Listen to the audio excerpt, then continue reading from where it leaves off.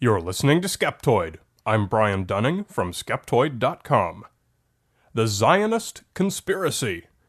Today we're going to point the skeptical eye at conspiracy theories that claim Jews are trying to take over the world. There's not just one version of this, there are many, and in their various forms they've been around for centuries. There's hardly been a moment in the past 2,500 years when some group somewhere has not been fomenting mistrust and suspicion of Jews and their motives. The Jews want to take over your government. The Jews want to take control of your banks. The Jews want to abolish your church. The accuracy of these claims is one thing. The history behind them is another. Although the word Zion means many things to many cultures, it's usually a place of peace and unity and cross-cultural brotherhood. However, it's most often associated with the Jewish people in particular. In that lexicon, the word Zion typically refers to the promised land, the homeland promised by God to the Jews, according to Judeo-Christian canon. Zion can also refer more specifically to the city of Jerusalem or the location of Solomon's temple, and sometimes to the biblical land of Israel.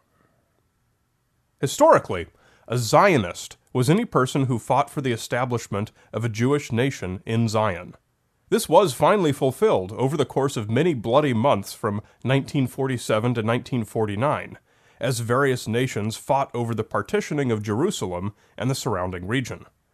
The nation of Israel has held a tenuous foothold ever since, and it remains the political and spiritual homeland of all Jewish people all over the world.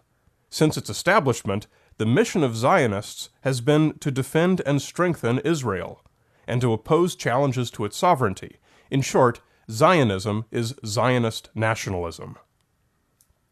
Some critics of Zionism frequently broaden the application of the word Zionist to include any people anywhere who express support for Israel. Suffice it to say that anti-Semitism is not your everyday bigotry. Its roots run deep. It is cross-cultural, and it's been institutionalized as an official national policy by some of the world's greatest superpowers. Nazi Germany is only the most obvious example of anti-Semitism as policy, but it's hardly the only one. 500 years before Christ, in the time of ancient Persia, Xerxes ordered all Jews in his kingdom to be killed. Various Roman emperors and Greek kings ordered the Jews to be exterminated. While the Christians prosecuted their crusades against Muslims and Jews, the Muslims were forcing Christians and Jews to either convert or be killed. In the 1300s, Jews were widely burned at the stake throughout Europe for causing the plague. In the 1400s, the Spanish Inquisition burned some 30,000 Jews for refusing to leave their country. But this list could go on and on ad nauseum. Jews have always been blamed for something, and were always at the receiving end of the genocide. There are scant examples in history of Jews doing the same to anyone else.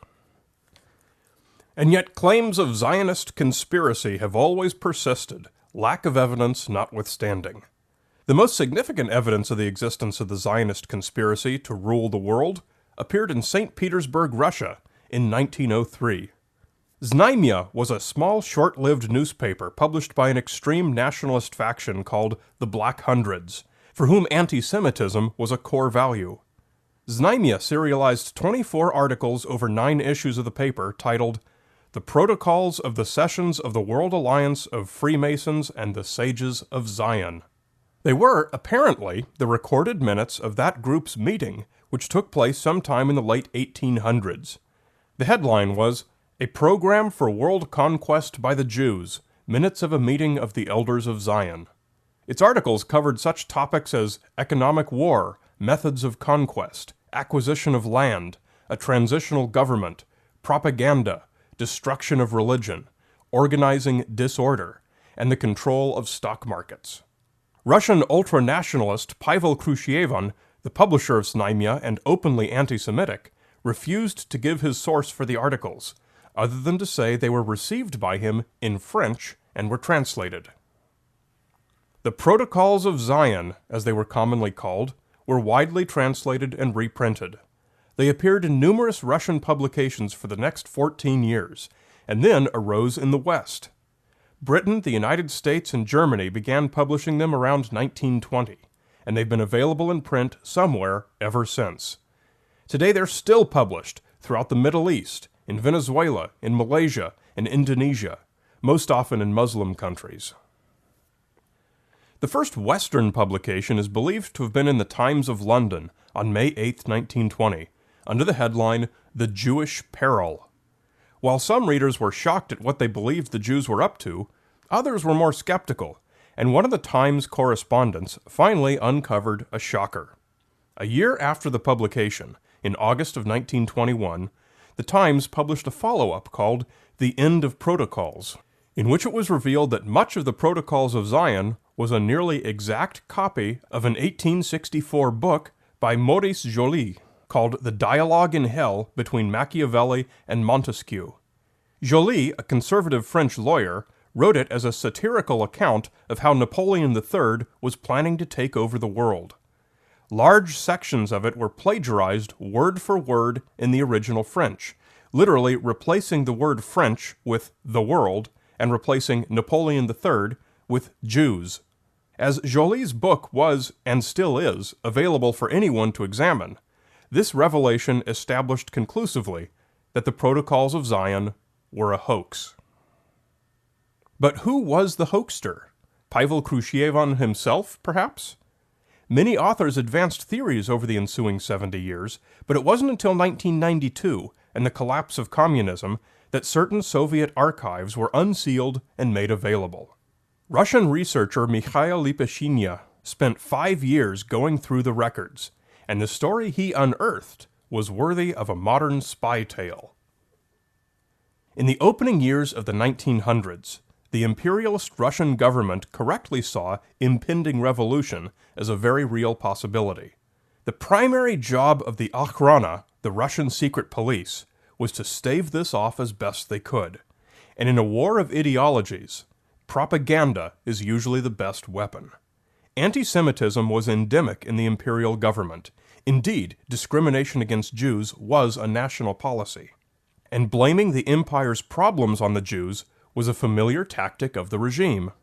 Pieter Rachkowski was the head of the Okhrana based in Paris, where he could keep an eye on the many revolutionaries who had sought safety in France. Around 1900, while researching propaganda campaigns, he came across The Dialogue in Hell Between Machiavelli and Montesquieu. Documents unearthed by Lipashinya show that Rachkowski's office hired the author and political activist Matvei Golovinsky to write something up showing that the Jews were behind everything the revolutionaries opposed. Golovinsky wrote the Protocols of Zion using the text provided by Rachkowski as a guide, and then it was delivered back to Russia by their agent Yuliana Glinka. She delivered it into the eager hands of publisher Pavel Khrushchev, and the rest is history. Mikhail Lipashinya's findings were written up in the French magazine Le Figaro in August of 1999, and again to much greater attention in L'Express a few months later. In what seems like an almost pitiful last gasp of a dying regime, as the revolution progressed, the imperialists began calling the Bolshevik revolutionaries themselves Jews. The term Judeo-Bolshevism was invented to associate Jews with communism, and later became one of Adolf Hitler's pet phrases.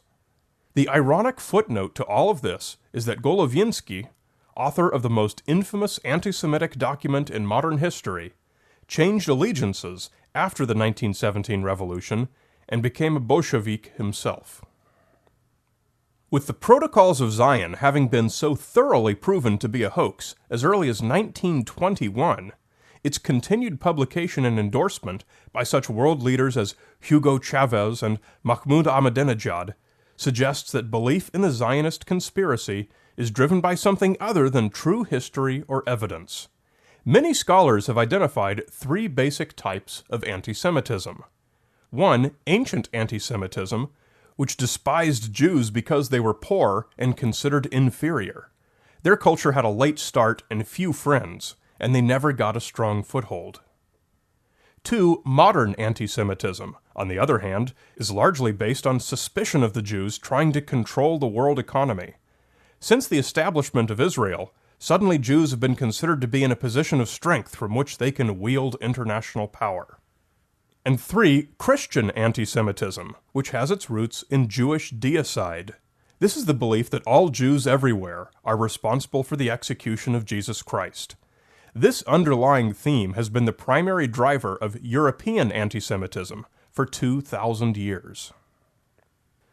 Why were the Jews always on the receiving end of holocausts, crusades, inquisitions, and imperial edicts? Why are there no stories of Jews riding forth and exterminating their enemies? The Christians and the Muslims fought each other, and both fought the Jews. We don't seem to have ever seen the Jews fighting back. The simple answer is that throughout most of history, there has never been a Jewish homeland. There were no Jewish kings to send armies against the Christians and the Muslims. There were no Jewish dungeons in which confessions of apostasy could be extracted.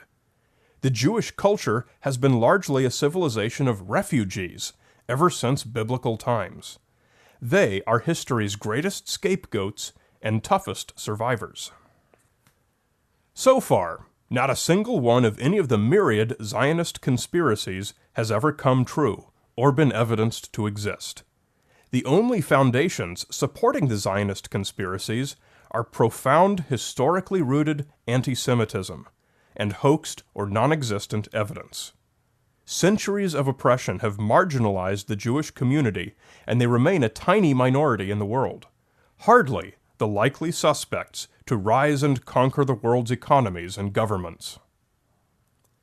Some conspiracies are undoubtedly real, but of the many conspiracy theories that claim to predict future events, like a Zionist world government, not one has ever materialized. To those who promote or fear any given Zionist conspiracy, consider that all of its predecessors has faded away unfulfilled.